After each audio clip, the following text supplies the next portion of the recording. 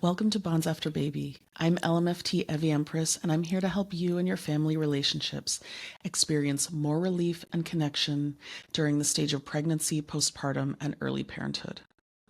Remember to subscribe for my podcast here and on YouTube, and sign up to my email list on my website, bondsafterbaby.com, for free resources for your family. In this episode, I'm addressing difficulty asking for help, how this harms you and your relationships. There are many understandable reasons that it's difficult to reach out. But as a parent with babies or young children, need help and deserve help. And for the majority of the history of mankind, parents were raising children in large communities with lots of hands on deck. We aren't meant to be doing this alone. Also, there are walls that come up between us and others when we don't ask for what we need or desire. I saw this funny reel from Big Time Adulting. I don't know if you know her. She's like a social media phenomenon. She's hilarious. And she was saying, everyone's telling us to ask for help as moms. Moms don't have anyone to ask for help. And I'm like, who are all these people I'm supposed to be asking help from?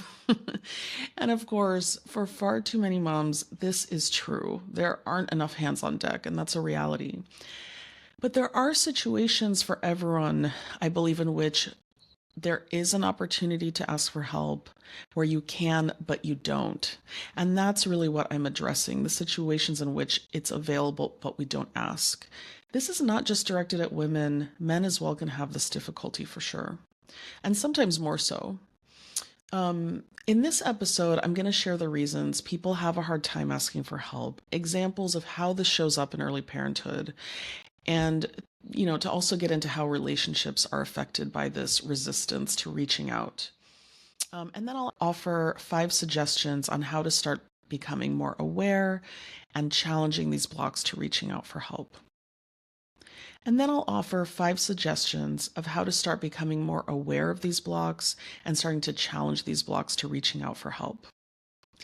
I see this primarily as a relationship issue, not an individual one, because it's what we have learned in our relationship history that develops this discomfort around asking. So there's some questions to ask and consider, right? What happened in your past when it came to asking for help? Was it comfortable in your family dynamic when you were a kid to ask for help? Were you responsible for everything? Sometimes kids live with a lot of pressure and get over responsible at home, either with practical responsibilities or emotional burdens or both. If you had needs, would that mean everyone else would crumble because you're holding down the fort, or others' needs had to come first for things to stay stable in your home life? Or were you raised on narratives that it's weak to need from others, that if you're resilient and strong, you wouldn't need to ask for anything? Or can you still be a self-sufficient and resilient person while also asking for help at times? It's really both. I mean, you can be self-sufficient and resilient and ask for help, but sometimes it gets into this black and white space of, hey, I'm either self-sufficient or I'm not. Okay. If I could go tell my 31-year-old self, just becoming a mom for the first time, I mean, one of the main things I would want to tell her is, it's okay to accept help. Try to get more comfortable with this. Get some support getting more comfortable with this. There was some shame around needing to ask for help because I didn't have a compassionate view based in reality. It was so skewed. Accepting help can bring up intense emotions of love, anger, and grief. Love and gratitude for the person meeting our needs, and anger at all the times when we haven't received the help we needed in the past, and profound grief of being deprived or depriving ourselves. If we can't acknowledge to ourselves and others that we have needs, what does that do to our connection with others? Aren't those walls that exist then between us and others? Doesn't that mean that we can't really be authentic with ourselves and our loved ones? Where's that kind of intimacy and comfort and security to be able to ask? So what is the discomfort around having needs and asking for needs to be met? There's often a fear of rejection, a fear of yet another profound disappointment and despair, or fear of judgment. There are some panic thoughts that come in like this, like, oh, or assumptions. Oh, they're going to judge me. Oh, they're going to think I'm weak. Oh, they don't really want to help me, right? That we don't actually know. We just kind of go on assumptions. It's important to reflect on what your narratives are about needing help and asking for it, having needs. Sometimes there are beliefs that, you don't really deserve it, this really harsh, punitive voice. It's helpful to see where that stems from because people don't come out of the womb with thoughts like that. That develops over time in relationships. Right? Sometimes you may know that you deserve help, but there's a dissonance between our logical mind and our nervous system that might be saying, like, danger, danger. No, in previous experiences, you get let down, you get judged, don't ask again. That really robs you of presence with the people that are there in front of you now who may react differently. Okay. Asking for help is a vulnerable thing because of the risk that you don't know what the other person's response is. Research and clinical experience shows actually that most partners do have trouble asking their partners for what they want. And this also applies to asking grandparents sometimes and friends, siblings. When we have a strong sense of self, it does make it easier because we know and believe we have the right to ask for help and need help. And also, a secure bond in our relationship makes it easier to feel comfortable asking someone to meet deep needs or longings, or even just simple practical help. Deep emotional needs pose the highest risk if declined, right? Because this causes the most pain. It brings up questions of like, am I important enough to this person? Are my needs important to this person? And that's the underlying question behind both simple and bigger requests. For many, it's hard to even acknowledge the need, right? This is again where sometimes it's hard to be authentic and in tune with yourself. But then if that's not happening, if it's hard to be in tune with yourself, how can you let others in? This is where it becomes a relationship issue. Some, again, have been conditioned in childhood contexts, right, of being the person in charge, the caregiver. Some may want to avoid dependency because of past experiences, just having to rely on themselves. There's also a fantasy that comes up of, hey, I shouldn't have to ask, someone should know. Now, while attunement and other people's attunement to us is important, where, it's very important that people can make an effort to try to understand us or preemptively say, oh, they might need help. I want to, jump in and that's nice. That's part of like a loving relationship, but it may not be a realistic expectation that someone is always in tune to all of that. So that may be a point where it's chasing a fantasy rather than being present with realistic expectations of someone. And also, if someone is like never attuned, if your partner seems just completely oblivious, then maybe attunement is actually what to ask for. Okay. So some might even take on an aggressive stance or an aggressive way of relating with others to avoid that scary vulnerability by being overly judgmental, controlling, micromanaging, to get needs met in that kind of controlling, aggressive way rather than a vulnerable way.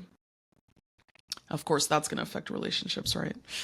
And when there is a discomfort around asking for things, it's a challenge to do so clearly and directly without getting into like passive aggressive jabs, blaming narratives, or shades of hostility towards whoever you're asking, because that can sometimes feel like an antidote to the uncomfortable vulnerability of just asking.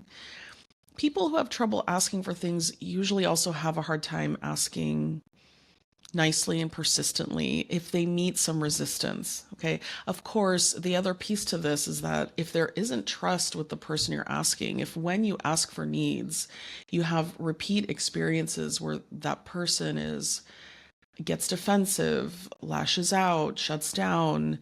I mean, that's another piece, of course, to the relationship puzzle that would need work. And need support. I'm definitely going to be getting in another episode and getting into kind of receptivity and being able to listen when a loved one comes to you with a need or an issue. but I'll get into that more deeply at another time. But also, some may get into a martyr role and get some level of satisfaction sacrificing their needs and being the quote unquote good one. And kind of get some kind of secondary satisfaction from that role. But can you see from these examples how discomfort with having needs and asking for them in a clear and direct way can affect dynamics in a relationship, right? It can kind of lead to reactivity, compressing things, and maybe having resentment, aggression. It's not just a problem for one person. It's going to have a ripple effect in relationships. And again, of course, the person hearing the need would require like a capacity to listen openly without a storm of defensiveness and reactivity. And that's part of the essential, relationship dynamic. Here are some examples of needs that come up when parenting babies and young children. Division of labor. This is one of the main things that I hear in my office. It's first of all, parents just have too much on their plates. It's too much with work and all the responsibilities that come with children and keep maintaining a house. And there are usually other stressors too going on to manage. And so it causes tension. And over time, when needs do not get addressed and when couples can't come together and be on the same side, and try to tackle things in a compassionate, accountable way, that causes a lot of stress. Grandparent relationships, not only with the grandparents themselves and navigating kind of boundaries or involvement, that can cause a lot of stress when it's uncomfortable to be open and honest about needs with grandparents. Also, needs from your partner to help with in-law dynamics, that's another layer to this as well. And emotional needs, right? Like sometimes you just need a hug. Is it uncomfortable to just ask for a hug? Is it uncomfortable to even be able to tune into the fact that you may need just some physical comfort? And then there's contextual factors. We know people are overwhelmed in their lives and stretched thin, right? So when the bandwidth is lower and along coupled with like a great discomfort in reaching out when you have needs, this is just going to continue affecting relationships. It will affect intimacy and closeness, and also often anger gets bottled up and can lead to blowing up or major shutdowns. So some of you may not even see relationships as being there to receive and give support. And that may be also something to consider and unravel if you're motivated to do so. So when we do ask for help, how do we do it, right? It's important that it's not like a jab, a hostile jab, or in the sense of, hey, if you only cared, right? That it's the prologue is something judgmental or an attack. And how do we ask and listen to each other? Is it hard to listen when someone's upset, right? Does it feel like an attack if someone comes to you with an unmet need? Or do you notice that your partner or your parent or sibling interprets it as an attack, even when you're trying to be respectful and direct and clear? What are the hot button issues that come up that make it very hard to even raise issue of unmet needs?